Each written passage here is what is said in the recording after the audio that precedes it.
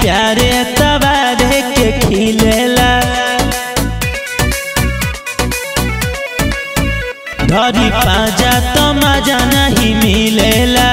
खाली प्यारे तबारे के खिलेला कदिया बरहताटे पहिले बुताही राजा जी सैया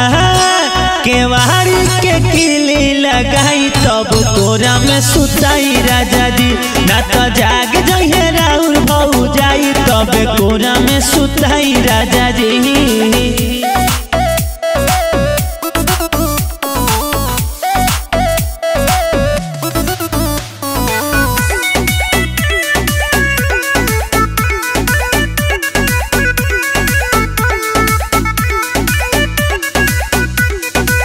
हमरा के धीरे धीरे दाबी न ऊपर ना तो दुखाए लगी हमारे बुपा हमरा के धीरे धीरे दाबी न ऊपर ना तो दुखाए लगी हमारे बुपा पहले तकिया के साइड में हटाई राजा जी सैया केवाड़ी के किली लगाई तब कोरा में सुताई राजा जी ना तो जाग जाइए राउर भौ जाई तो कोरा में सुताई राजा जी।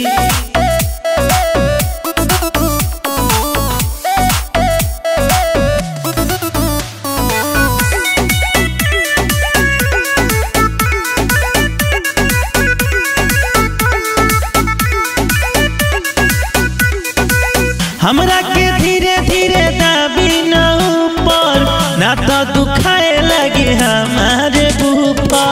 हमरा के धीरे धीरे दाबी न ऊपर ना तो दुखाए लगी हमारे बुपा